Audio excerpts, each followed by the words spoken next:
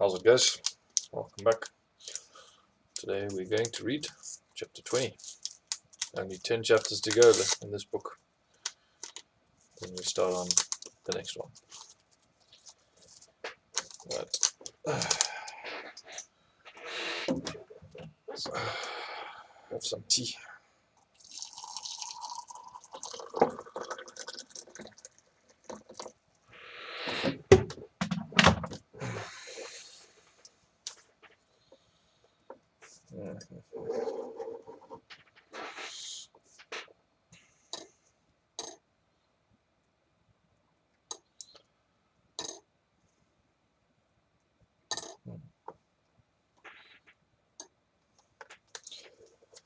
Okay.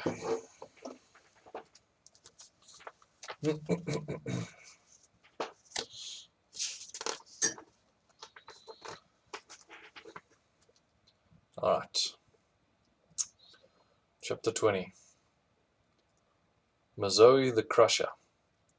My first time to Mana Pools, and I'd booked in late and got the worst campsite on the whole campground. The good thing about it is that it was right on the Zambezi riverbank, and as my friend Cyril and I had no intentions of spending any time in camp, it suited us just fine. Mana Pools, according to the National Parks Act, is a national monument, like the Zimbabwe ruins or the Victoria Falls. It is probably the only national park in the world where anyone can walk freely amongst the wildlife unaccompanied. Since it used to be a floodplain before the Kariba Dam was built, it is covered with beautiful Natal mahoganies, Trachlea emitica, which give a dense shade, and the apple ring acacia, Acacia albida, which produces an average of 80 kilograms of seed pods each in a period of 3 months after the winter. Every animal, including the carnivores, love to eat the acacia seed pods, and so the plain, including the campground, is always alive with game. Oh, I love Mana Pools. Went there for the first time in December when I went back home for the holidays, and sure, can't wait to go back. Absolutely gorgeous. During the course of the years, I used Mana Pools as my base for several things: research, canoe safaris, photographic safaris, the 3 years I was in anti-poaching, and sometimes just to get away from everything. As we unpacked our meager supplies, I watched with interest as 2 chaps from the National Geographic put up their camp. It took them about 3 hours to put up their tent, which when raised had 3 rooms and a veranda. They had fridges, freezers, stoves, a cook, and numerous other supplies. You could say I was a little jealous. I took my little food box out of my Land Cruiser, and spread a piece of canvas on the ground, and in 30 seconds had my stretcher up. I never unrolled my sleeping bag until I was ready to get into it. I learned the hard way that there are many creatures that also like the warmth and comfort of a sleeping bag. To unroll it and leave it unattended makes it an inviting place for scorpions, millipedes, snakes, squirrels, and one time, even a stray dog. Let me just finish fixing my tea here.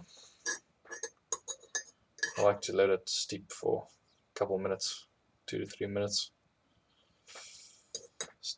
Brew it nice and strong. Bit of sugar, dash of milk. Yeah.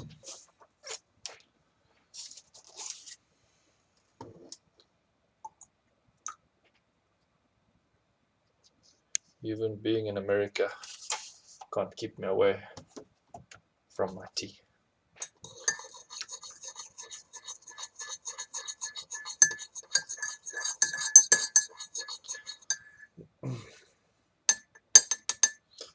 Trust you guys are also making your tea or while you're listening. Really adds to the experience, eh?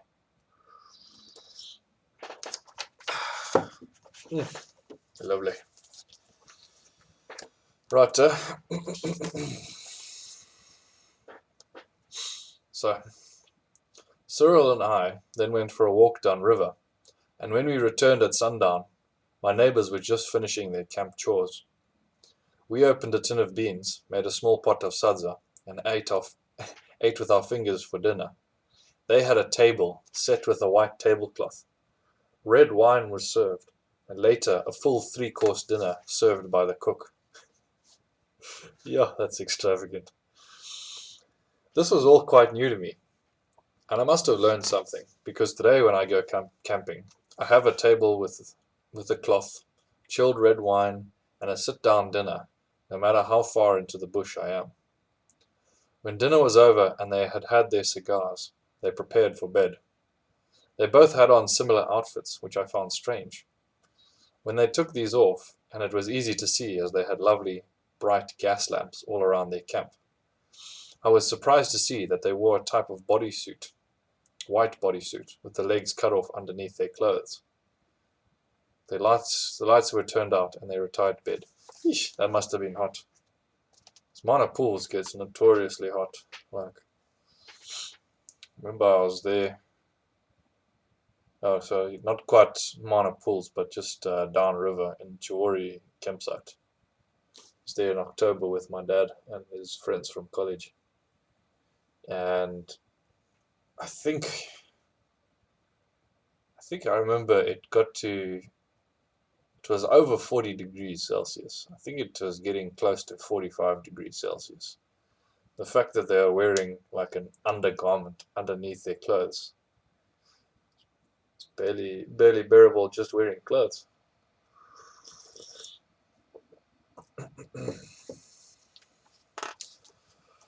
Then the lights were turned out and they retired to bed. I sat in my deck chair on the bank, just soaking it all up. I had heard about this place so often, read articles about it being God's garden, and heard about the abundant game. I was thrilled to be here at last. I could hear lions in the distance, never realizing that one day I would be taking people out to see that same pride. Honey badgers snooped around my food box. Hyenas were turning over dustbins looking for bones to eat. The whole campground was alive. Even though I finally got into my sleeping bag, I found it impossible to sleep because of all the activity. Meanwhile, Cyril slept like the dead. Cries of "Help! Help! Will somebody please help us?" came from the direction of the National Geographic tent. I could hear the ripping of canvas, crashing of pots and pans, and the whimpering of terrified men. As I was the closest, I figured they were calling me, and without a second thought, I squirmed out of my bag, grabbed my sjambok, the whip made out of hippo hide, that I always kept next to my bed, and ran over to their tent. Even though it was a full moon, their tent was in the shade of a huge Natal mahogany, making visibility bad. Cyril joined me with his torch and shone around. "Where's their tent, man?" Cyril asked. "Gotta be here," I replied. "It took them all afternoon to put it up." Chuckle from Cyril. And the whole area in front of us moved, and we both realized at the same time that we were standing right behind a large bull elephant.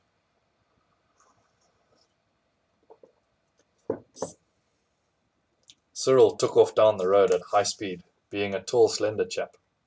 I also left, but not before giving this irresistible backside all I could with my whip. By then the bull had found what he was looking for and turned, facing me, with a full bag of oranges in his trunk. He proceeded to charge, chasing me down the road, all the while stuffing the whole bag of oranges into his mouth. As he closed his mouth, rivulets of orange juice ran out of both sides of his mouth. I don't know if it was the sweet flavor of the oranges, but he stopped, chewed a while, spat out the orange plastic bag the oranges had been kept in, and then just sort of hung around our camp. Due to the commotion caused, several people came running to assist, all carrying a light of some kind. It was then that Cyril and I both noticed that we were not exactly attired for the occasion, and quickly slipped into the shadows to put on some shorts. The following day, the campers reminded us both of our predicament. I was told that they knew I was shorter than Cyril, because my slapping sound was sharper than Cyril's. My embarrassment seemed to give them all pleasure.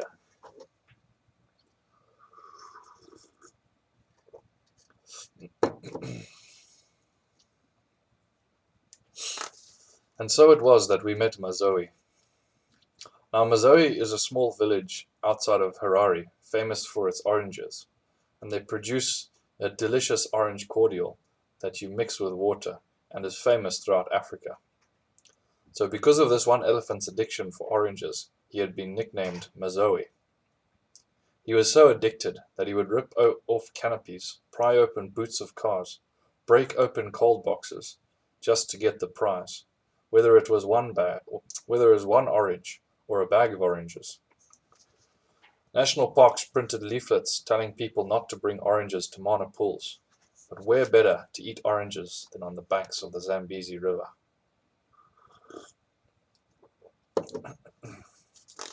I had heard that giraffes and elephants with their trunks can reach the same height. I believed that elephants could reach higher. So Cyril decided to do a test and see how high an elephant could reach. The next evening we made marks up a tall acacia and then cast a fishing line over a high branch, attaching an orange to the end of the line. It only took minutes and here came Mazoe.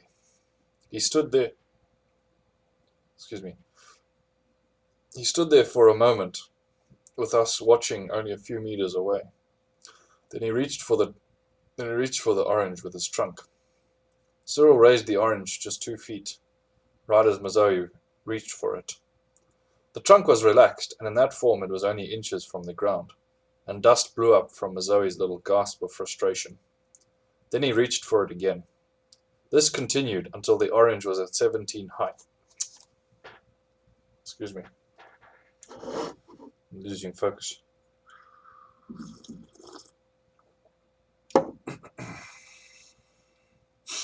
This continued until the orange was at 17 feet, the height spoken about.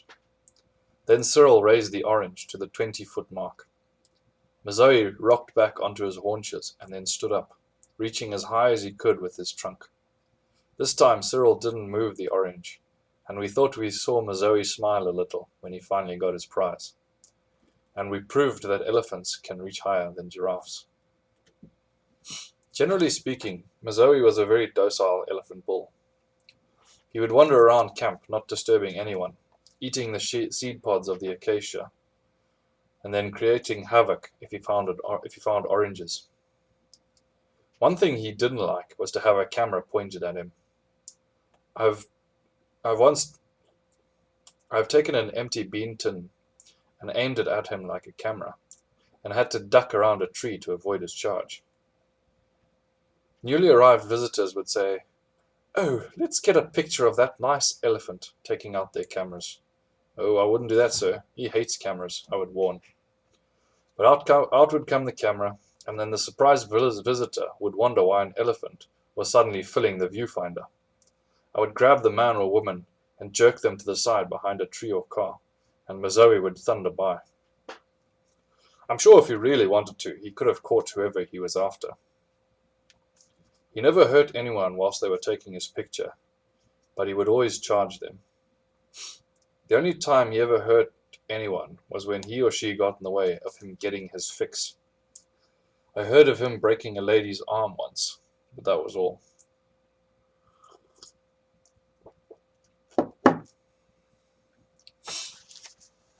After first meeting Mazoe, I used to spend a lot of time during the heat of the day just sitting with him. He would doze or pick up single seed pods and eat them slowly. Sometimes he would push dust into his trunk and swish it around instead of up onto his back, like normal elephants. I would be sitting nearby and get completely coated with dust.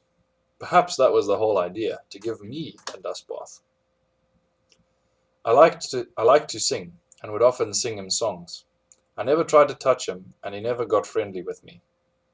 But whenever I came back to Mana Pools after being gone a while, he would always come and spend a few hours with me. Visitors would shout, "Hey, watch out, there's an elephant behind you." I would just smile and continue what I was doing. Mazoe would walk around, always pretending to be in search of seed pods. It was our way of communicating, just doing things together. His was always the seed pod thing. Mine was always the camp business thing.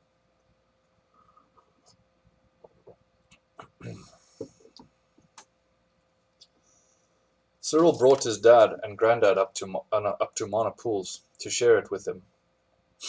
The men loved it, and I felt privileged to share this time with the men of 3 generations of that family.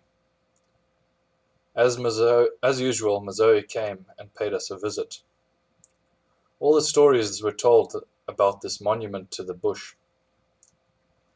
That evening after dinner, we were all sitting around, and we heard a crash and a woman's scream.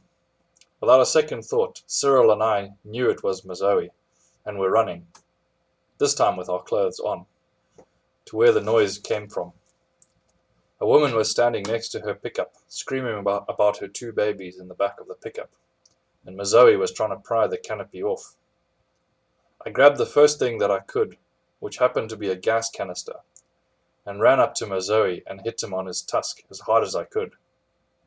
He backed off and shook his head violently, stopped to smell me, and then turned and wandered off to another part of the camp.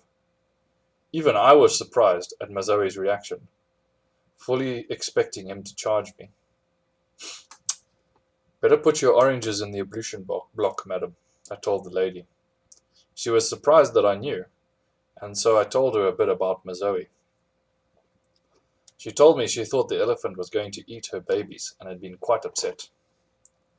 I've never seen an elephant eat a human before, but I guess it could happen, maybe accidentally. When I had started taking canoe safaris down the Zambezi, my favorite tales around the campfire at night would be about the adventures of Mazoe. By the time we reached Mana Pools, everyone knew so much about him that they were thrilled to meet him. On one occasion, I had a German man who, before we left the jetty at Chirundu, asked if we were going to have any adventures. I told him that we usually ran into an adventure in one form or another during our trip down the river. "But I want guaranteed excitement," he exclaimed. So I gave him his guarantee. All the way down the river, I never mentioned Mazoe. I had this plan and hoped Mazoe would comply. We reached Mana Pools and I set up our camp. Dinner was served, and after a spell around the campfire, everyone went to bed. Unbeknownst to the German, I had gathered a whole handful of acacia seed pods and put them under the strut of his stretcher bed. During the night, I was awakened by a whoop from the German. Mazoe had carefully taken the foot part of the stretcher with his trunk and raised it up to a 45-degree angle, and was scraping all the seed pods out from under the bed with his foot. The German literally squirted out of his sleeping bag and came across the clearing on his hands and knees at a great pace to where I lay in my stretcher. "Is that enough excitement for you, sir?" I asked. "If not, I can always organize something else." His face wasn't big enough for his smile, and all he could do was nod a lot and say, "Yeah, yeah, yeah." I've introduced a lot of people to Mazoe over the years. The picture that stays in my mind is the time I introduced my 2 sons to him. Moz was 6 years old and Matt was 4. There was a buffalo bull that had hung around our campsite all day. He usually stayed close to camp as he felt safe there from the lions. I've known him to lie down so close to my bed at night that I stuck my hand out from under the mosquito net and poked him with my finger to make him move away a bit. I'd be nervous about doing that to a buffalo. The 2 boys had spent the whole day watching the buffalo. Matt had even ventured to pull its tail while he was scratching himself on a tree, sneaking up on the opposite side and giving it a quick tug before scampering off, tee-heeing all the way.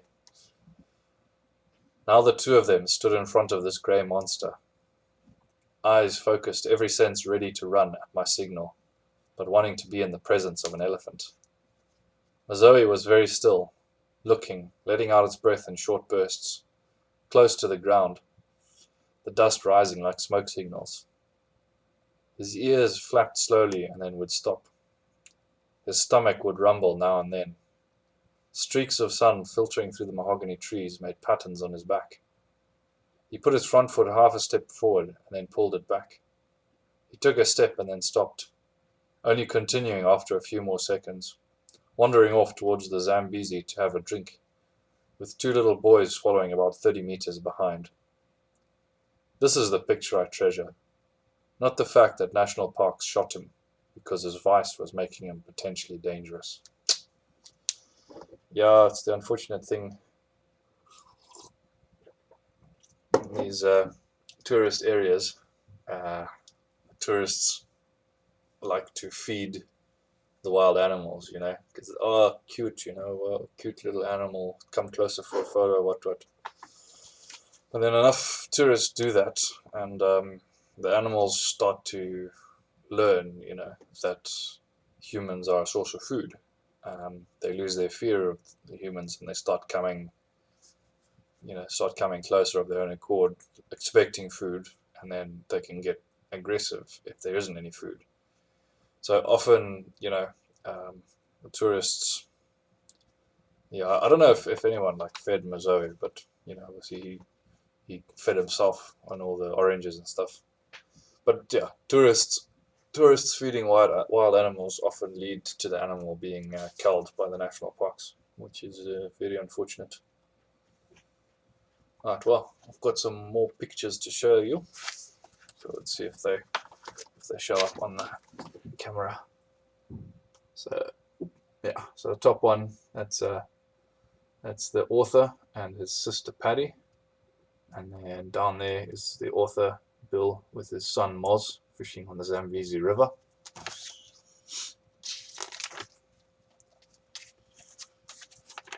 Yeah, again, and there's the author with his sons, and there's his two sons watching elephants at Mana pools. What does the caption here say? John Cad and myself talking to a young black rhino at Matusadana National Park, where Zef Mukutiwe is the warden. So they obviously darted that rhino for whatever reason. I'm trying to get this in the light without it shining. There we go. And he's just talking to it, keeping it calm. Nothing quite thrills like the call of a lion, eh? Some little baby rhino, and that's author's son Matt with his puppy.